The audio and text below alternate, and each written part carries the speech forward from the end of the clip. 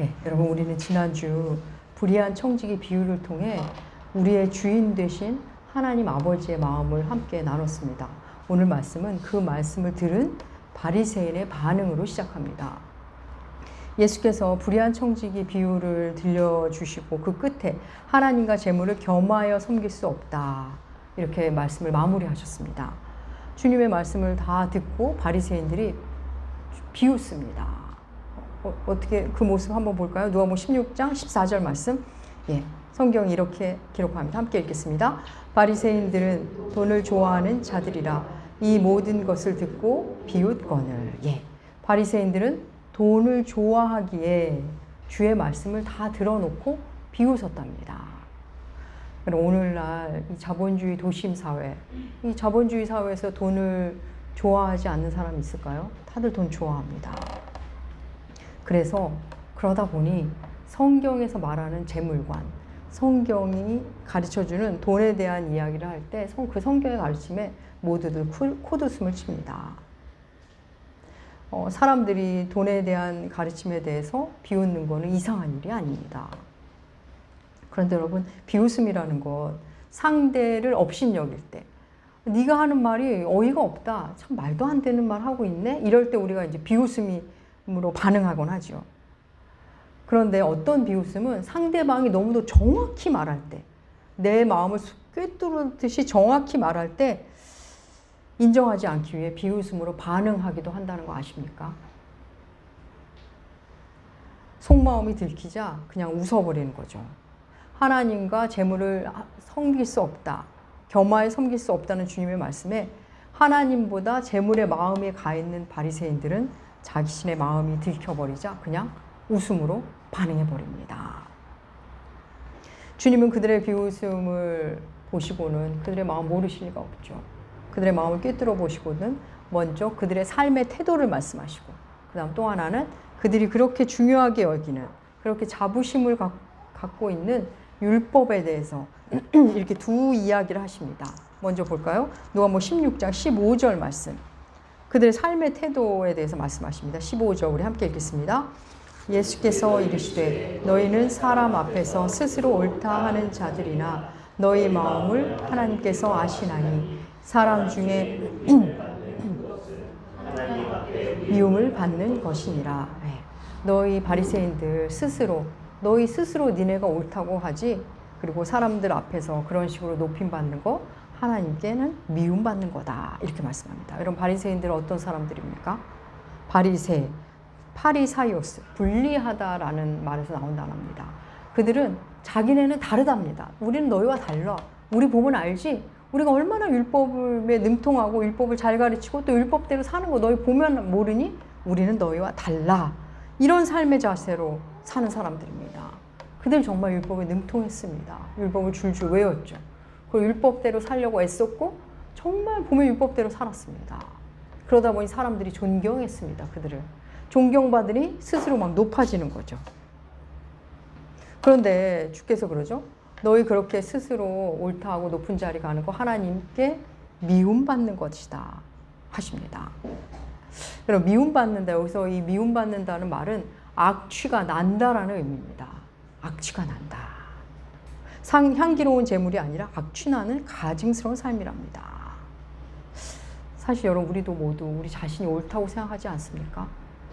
다 우리가 옳다고 생각하기 때문에 맨날 다툼이 있고 힘겨움이 있는 거 아닌가요? 그리고 또 우리도 다 높은 자리 가고 싶지 않습니까? 우리가 우리를 포장하고 내가 가진 것보다 더 있는 듯하고 원래 내 실체보다 과장하고 포장하고 그렇게 하는 이유 뭡니까? 내가 높임을 받고 싶어서 그런 겁니다. 그런데 우리의 실체를 다 아시는 하나님은 너희의 그런 모습 악취가 난다, 이런 말씀하십니다. 이건 마치 이런 겁니다. 내가 어떤 사람을 너무나 잘 압니다. 그가 얼마나 비열한 인간인지, 그가 얼마나 형편없는 인격의 소유자인지, 그가 얼마나 빈 껍데기 같은 사람인지를 나는 너무나 잘 압니다. 근데 그가 자기를 모르는 사람들 앞에서 굉장히 좋은 사람이냐, 괜찮은 사람이냐, 능력 있는 사람이냐, 꽤 뭔가 가진 것 같은 양 행세를 합니다. 그럴 때 사람들이 그를 존경합니다. 그럴 때 그걸 보는 내 마음은 어떻죠? 어이가 없습니다. 그가 인정받으면 인정받을수록, 그가 높은 자리에 가면 갈수록 그가 가증스럽습니다. 왜? 나는 그의 본 모습을 다 알기 때문입니다. 우리의 모습 또 그렇습니다. 바리새인들 스스로 옳다하고 높은 자리에 갔지만 하나님이 볼 때는 악취나는 모습일 뿐입니다.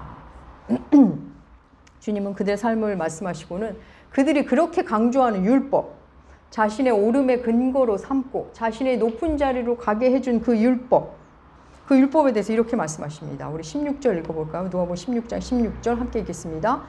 율법과 선지자는 요한의 때까지요. 그 후부터는 하나님 나라의 복음이 전파되어 사람마다 그리로 침입하느니라. 율법과 선지자는 요한의 때까지다. 세례 요한 때까지다. 무슨 말이죠? 율법과 선지자 뭡니까? 구약입니다. 구약을 그렇게 표현한 거죠. 모세오경과 선지서를 대표로 들어 구약 전체를. 당시에는 신약이 없었죠. 그래서 구약만 하나님의 말씀의 전부였는데 그걸 이렇게 표현합니다. 근데 주께서 율법과 선지자는 요한의 때까지다. 마치 율법 시대가 끝난 것처럼 말씀하십니다. 바리새인들, 자신의 존재감을 율법에 두었던 사람이죠. 율법에 능하고 율법을 가르치고 율법의 덕을 보는 사람입니다. 그런데 그 율법과 선지자가 요한의 때까지라니, 그 이유는 하나님 나라의 복음이라니, 마치 율법의 시대가 끝난 것처럼 말하니 바리새인들에게는 굉장히 충격적인 말씀입니다. 그런데 주님은 거기서 그치지 않으십니다. 율법과 선지자는 요한의 때까지라며 마치 율법 시대가 끝난 것처럼 말씀하시더니 이어지는 말씀은 율법이 결단코 없어지지 않으리라는 의미의 말씀하십니다. 우리 이어지는 17절 한번 읽어볼까요? 누가복음 16장 17절 함께 읽겠습니다. 그러나 율법이 한 획이 떨어짐보다 천지가 없어짐이 쉬우리라. 예, 율법이 변함이 없답니다. 천지가 없어진다 하더라도 율법은 변함이 없다. 율법의 시대가 끝난 것처럼 말씀하시더니 또 율법은 결코 변함이 없답니다. 도대체 앞뒤가 안 맞는 것 같은, 알 수 없는 말씀이죠. 사랑하는 여러분, 우리가 예수님을 건성으로 믿는 게 아닌 이상 율법과 복음에 대해서 우리는 아주 진지하게 힘써 고민하는 시기, 진지하게 궁금한 시기가 반드시 옵니다. 이 율법대로 살라는 거야? 뭐 정말 은혜로 그냥 산다는 거야? 이 알 수 없는 시기가 옵니다. 여러분, 율법과 하나님 나라의 복음, 구약과 신약, 옛 언약과 새 언약, 우리가 계속 배워가는 부분인데 오늘은 이 본문에 맞춰서 좀 더 자세히 살펴볼 겁니다. 여러분, 오늘 말씀을 통해 여러분이 율법과 복음에 대한 이해가 좀 더 깊어지시기를 축복합니다. 사랑하는 여러분, 기독교는 뭐고 복음은 뭡니까? 복음, 복된 소식이죠. 복된 소식. 복음을 어떻게 여러 가지로 표현할 수 있지만 그래도 가장 간결하게 표현한다면 복음은 예수 그리스도 그분 자체입니다. 기독교는 예수라는 인격과의 만남입니다. 예수 그리스도가 복음이죠. 근데 오늘 본문에서는 그냥 복음이라고 하지 않고 하나님 나라의 복음이라고 표현하죠. 그렇게 하신 이유는 성경은 내내 복음을 나라의 개념으로 설명하십니다. 나라의 개념으로. 여러분, 복음을 받아들인다, 예수를 구주로 믿는다, 예수를 믿는다, 이 말은 내가 사는 나라가 바뀌는 겁니다. 내가 하나님의 아들의 나라로 들어가는 겁니다. 그게 복음입니다. 죄와 악의 나라에서 하나님의 아들의 나라로, 예수의 나라로 들어가는 걸 말합니다. 그 부분을 골로새서 1장은 이렇게 말합니다. 골로새 1장 13절, 주보에 실었습니다. 우리 함께 읽겠습니다. 그가 우리를 흑암의 권세에서 건져내사 그의 사랑의 아들의 나라로 옮기셨으니, 흑암의 권세, 흑암의 나라에서 사랑의 아들의 나라, 예수의 나라로 들어가는 것. 그게 우리가 그리스도인이 되는 겁니다. 그게 복음이죠. 여러분, 나라가 바뀌면 뭐가 바뀌죠? 통치자가 바뀌고 법이 바뀝니다. 그리스도인은 이 땅의 법, 물론 그거 중요하죠. 그 위에 새로운 법, 하나님의 법 안에 사는 사람들입니다. 이전의 법으로 살지 않고 새로운 법, 새로운 기준이 생긴 사람들입니다. 주님이 율법은 세례 요한의 때까지라고 말씀하시고 9회는 하나님 나라의 복음이 전파되고 사람들이 그 나라로 침입한다라는 말씀하십니다. 사람들이 하나님의 나라로 침입한다. 이건 또 무슨 말씀일까요? 사람마다 그리로 침입한다. 마태복음에서는 천국은 침노하는 자의 것이다. 이렇게 또 말씀하셨습니다. 이건 무슨 의미일까요? 주님의 복음, 은혜, 하나님의 나라? 그럼 은혜로 들어가는 거 아닌가요? 천국은 믿음으로 주어지는 거 아닌가요? 근데 주님은 오늘 사람들이 그리로 침입한다. 마태복음에서는 천국은 침노하는 자의 것이다. 이렇게 말씀하셨어요. 이건 또 무슨 말일까요? 사랑하는 여러분, 율법과 복음은 매우 상반되는 것처럼 느껴질 때가 있고 구약과 신약이 충돌하는 것처럼 느껴질 때가 있지만 그럼 이걸 잘 들여다보면 전혀 그렇지 않습니다. 바리새인은 율법을 지키는 것으로 하나님 나라에 들어간다고 생각했습니다. 하나님 나라를 이룬다고 생각하죠. 그런데 그들은 그 결과 자기들이 높아지고 자기들은 율법을 지킬지 몰라도 그 마음으로 지키지 못하는 사람을 오히려 정죄합니다. 하나님 나라는 그런 곳이 아닙니다. 주님은 그들에게 너네가 지금 율법을 오해하고 있구나. 하나님 마음을 알지 못한 채 지키는 율법. 그 율법은 오히려 하나님 앞에서 악취나는 삶일 뿐이다 말씀하십니다.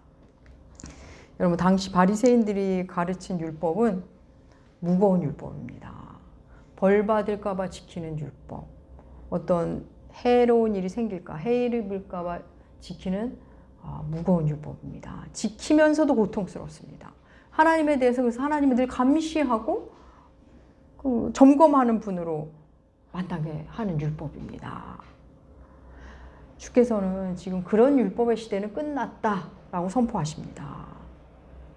이전에는 율법이 내 삶에 침투해서 괴로웠는데 복음을 만나면 내가 율법으로 스스로 들어가는 사건이 일어난다는 겁니다.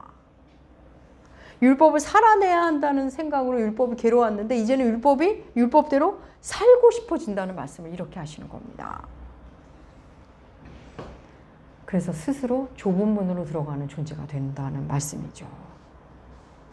제가 율법과 복음의 관계를 설명할 때 이렇게 말씀드렸던 예화입니다. 여러분 중에 아마 기억하신 분 있으실 것 같은데 오늘도 한번 또 해볼까 합니다. 한 아이가 있습니다. 그 아이의 집은 2층 집인데 2층에 할아버지가 계십니다. 자기네 할아버지가 계시는데 다리가 많이 다치셔서 혼자서는 아무것도 못하고 계속 누워만 계십니다. 근데 엄마는 식사 때만 되면 꼭 그 아이를 시켜서 할아버지 밥을 들고 그 아이가 올라가서 할아버지 밥 진지 드시는 것을 살피도록 꼭 시킵니다.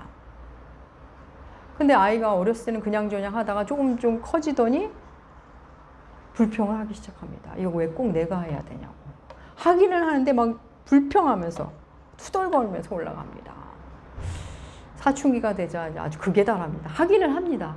근데 막 투덜거리고 그러자 엄마가 할아버지께도 무례하게 굴 것 같다는 생각을 해서인지 어느 날 아이에게 아이를 앉혀놓고 이런 이야기를 합니다. 네가 아기 때 우리 집에 불이 났었단다. 너무 큰 불이어서 사람들만 겨우 나오고 뭐 제사는 생각도 못하고 생명만 건지기도 쉽지 않은 날이었단다. 근데 어찌하다 보니 어린 너를 아무도 데리고 나오지 못했단다. 아무도 그 불길을 뚫고 들어갈 생각을 못했는데 할아버지가 그 불길을 뚫고 너를 안고 나오셨단다. 그때 크게 다치셔서 다리를 못 쓰게 된 거란다. 그렇게 저렇게 누워만 계시는 거란다. 그래서 엄마 생각에는 할아버지 식사를 네가 좀 살폈으면 해서 너를 시켰단다. 이제 많이 했으니까 이제는 그만해도 된단다. 아이는 그 이야기를 듣고 충격을 받습니다. 그리고는 할아버지에 대해 깊은 감사의 마음으로 이제는 자원하는 마음으로 할아버지 밥상을 들고 갑니다. 그냥 밥상만 들고 왔다 갔다 하는 게 아니라 스스로 밥을 준비하고 스스로 할아버지 묻기도 하고 할아버지 원하는 걸 스스로 만들어서 올라갑니다. 어떻게 보면 할아버지 밥을 챙겨드리고 살피는 일을 크게 뭐 달라진 것 같지는 않지만 그 아이의 마음은 완전히 180도 바뀌었습니다. 억지로 하는 게 아니라 기쁨과 감사로 합니다. 누가 하겠다고 하면 아니라고 내가 하겠다고 합니다. 그렇습니다. 우리가 하나님의 마음을 알면, 하나님이 나를 향한 하나님의 큰 사랑을 알면 이 아이처럼 변합니다. 무거움으로 지키는 율법과 복음을 만난 후 기쁘게 지키는 율법이 이렇게 다릅니다. 주의를 지킨다? 뭐 설교 시간만 맞춰가면 되지, 뭐 인터넷으로 주의를 뭐 지킬 수 있지 않아? 그랬다가 복음을 만나면 주일이 기다려집니다. 주일이 어서 왔으면 좋겠습니다. 내가 주일을 지킨다고 생각했는데 주일이 날 지켰음을 알게 됩니다. 내가 할아버지를 살피고 돌본다고 생각했는데 할아버지가 날 살리신 분이라는 것을 알게 됩니다. 부모님을 공경하라가 의무로 느껴졌는데 예수를 만나니 하나님이 그 부모님을 통해 나를 이 땅에 보내셨고, 우리 부모님도 연약한 피조물이고 우리 부모님도 연약한 분이심을 알게 되니, 그래서 부모님을 사랑의 마음으로 자발적으로 공경하게 됩니다. 복음 만난 후 어떻게 살아야 하나 고민했는데 율법이 있다는 게 너무나 다행입니다. 이렇게 살면 되겠구나 하면서 고맙습니다. 그렇게 하나님 나라로 침투해 들어갑니다. 여러분, 율법과 복음은 그래서 충돌이 아니라 율법은 복음으로 인해 완성됩니다. 복음을 받아들인 사람은 어느새 예수 안에 살게 되고, 예수가 성취한 그 복음을 자기 삶을 통해 자기도 조금씩 성취하는 자, 이뤄가는 자가 됩니다. 그러다 보니 율법을 사랑하게 되고 구약을 깊이 만나게 되고, 구약이 말하는 바 그 깊은 하나님의 사랑을 만나게 됩니다. 이어지는 하나님 말씀 볼까요? 주께서 율법의 한 부분을 말하죠. 누가복음 16장 18절 말씀. 우리 함께 읽겠습니다. 무릇 자기 아내를 버리고 다른 데 장가드는 자도 간음함이요, 무릇 버림당한 아내에게 장가드는 자도 간음함이니라. 이혼에 대한 말씀이죠. 이 말씀은 신명기에 나오는 율법입니다. 신명기는 이혼 증서를 써서 이혼하게끔 합니다. 이 율법은 이혼하려면 이혼 증서를 쓰게 하면서 이혼을 신중하게 결정하라고 주신 율법입니다. 그리고 이혼 증서를 가지고 있는 여자는 사회적으로도 보호받을 수 있게 하신 겁니다. 그래서 남자들이 자기의 욕망을 채우기 위해 이혼하는 것을 금하기 위해 주신 율법입니다. 그런데 예수님 당시에 이 율법이 완전히 왜곡됐습니다. 남자들이 이혼 별의별 그 이유로 이혼 증서만 있으면 이혼할 수 있는 거잖아, 이렇게 토양이 이렇게 돼버렸습니다. 아주 떳떳하게 이혼을 요구합니다. 그런데 여러분 생각해 볼까요? 주님이 갑자기 왜 이 말씀을 하시는 걸까요? 왜 갑자기? 율법은 선지자와 세례 요한의 때이고 율법은 변함이 없을 것이고 뭐 이런 말씀을 하시는데 갑자기 이 이야기를 하십니다. 이 율법을 왜? 이상하지 않으십니까? 왜 이 문맥에서 이 말씀을 하실까요? 자기 아내를 버리고 장가가는 것도 간음이고 버려진 여인에게 장가드는 것도 간음이다. 당시 왜곡된 율법 중 하나를 예를 들어 말씀하신 것으로 볼 수도 있지만, 그렇게 보기에는 너무 그 개연성이 약합니다. 그 문맥이 좀 껄끄럽지가 않죠. 사랑하는 여러분, 우리 주님은 그런 의미로 말씀하신 게 아닙니다. 우리 18절 뭘로 시작하죠? 무릇으로 시작합니다. 무릇. 무릇이 뭡니까? 무릇? 모름지기, 대체로, 자고로 뭐 이렇게 바꿨을 수 있겠죠. 우리가 무슨 말을 할 때 아주 유명한 말을 인용해서, 상대가 알 수 있는 유명한 말을 인용해서 자기 주장을 이렇게 뒷받침할 때 있죠. 예를 들면 이런 겁니다. 무릇 꼬리가 길면 잡히는 법이야. 모름지기 콩 심은 데 콩 나오고 팥 심은 데 팥 나는 법이지. 이렇게 인용할 때 있지 않습니까? 주님은 지금 바리새인들이 너무나 잘 아는 율법 규정을 들어서 율법과 우리와의 관계를, 남편과 아내의 관계로 예를 들어 말씀하시는 겁니다. 하나님은 사도 바울을 통해 로마서에서 율법과 우리와의 관계를 남편과 아내의 관계로 비유하셔서 우리에게 말씀을 주셨습니다.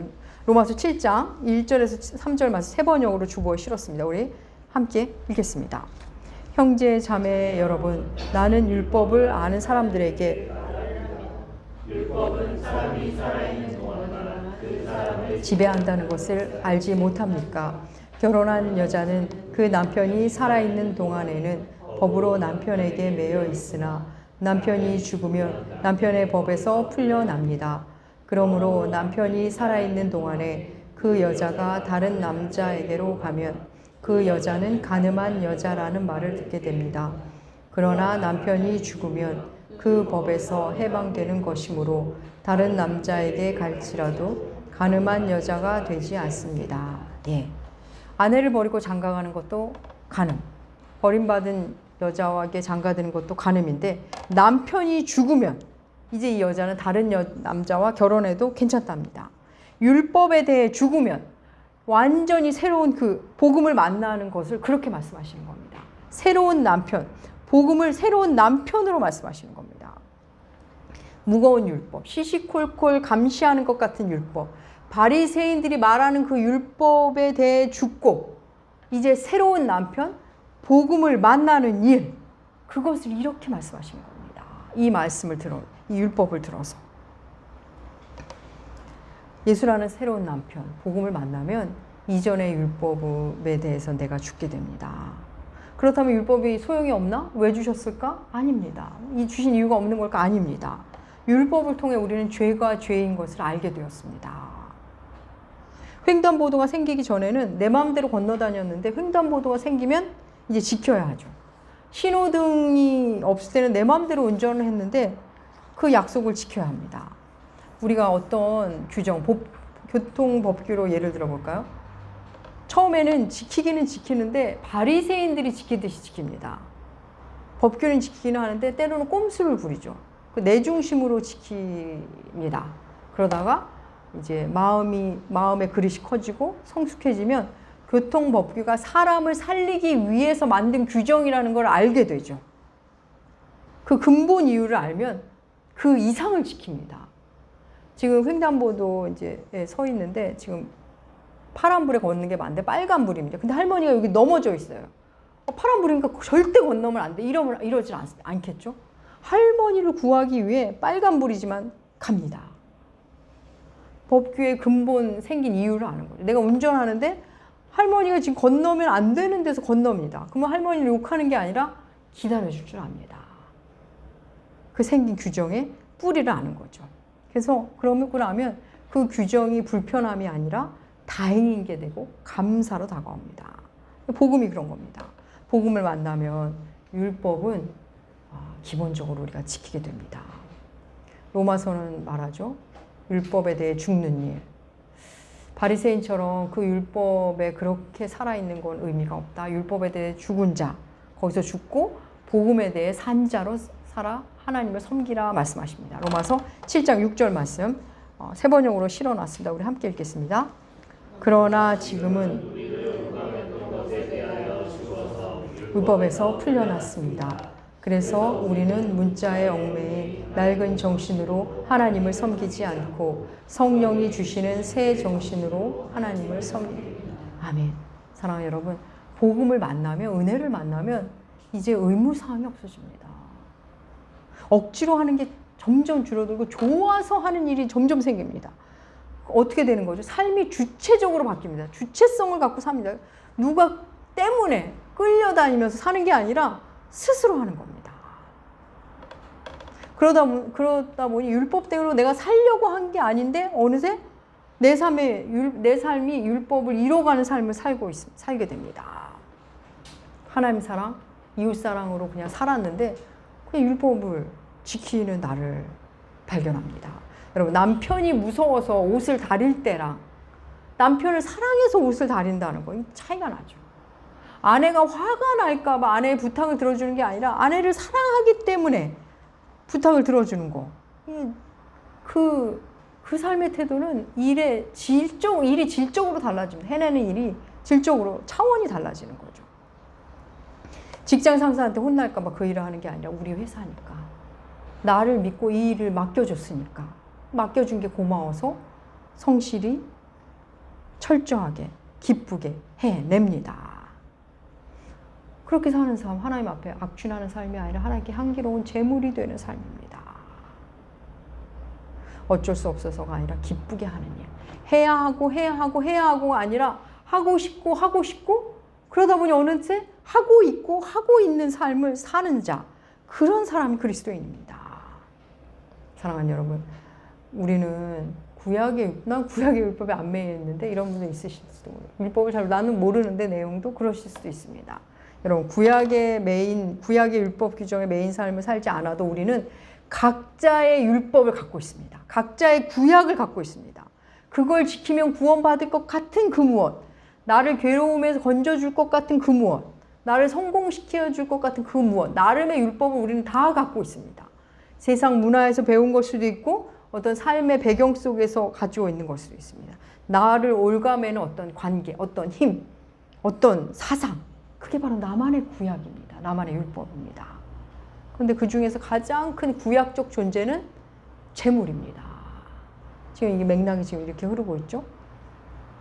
사랑하는 여러분, 우리가 그것에 대해 죽으면 예수 복음을 만나면 나만의 율법, 나만의 구약을 재해석하게 됩니다. 그런 사람은 자기 삶을 해석할 줄 아는 힘이 생기겠죠. 그래서 그저 하나님을 사랑했을 뿐인데, 예수를 사랑했을 뿐인데 어느새 이전에 꿈꿔온 나 이상의 나를 만나게 됩니다. 사랑하는 여러분, 예수 복음, 하나님 나라의 복음, 그거면 됩니다. 그분을 만나면 우리는 그분처럼 살아가게 됩니다.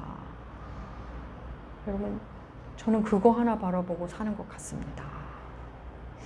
그냥 하나님 아래 통치하에 사는 것, 그분처럼 살고 싶은 것, 이전에 생각하던 내 생각이 틀렸다는 것, 내 율법이 무너지고 내가 생각하는 율법이, 구약이 무너지고 날마다 그것들이 하나하나 죽어나가는 삶, 그걸 경험합니다.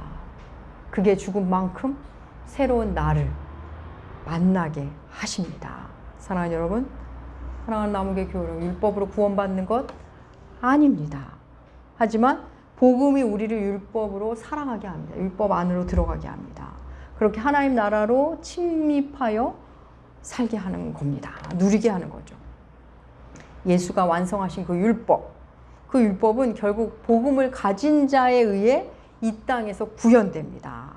사랑하는 나무교회 교회 여러분, 율법이 아닌 하나님 나라의 복음을 사랑하시고 그 복음을 구현하시고 기쁨으로 더욱 새로운 존재로 자신을 만나가시는 그런 아름답고 빛나는 인생 살아가시는 여러분들 되시기 주의 이름으로 축복합니다. 기도하겠습니다.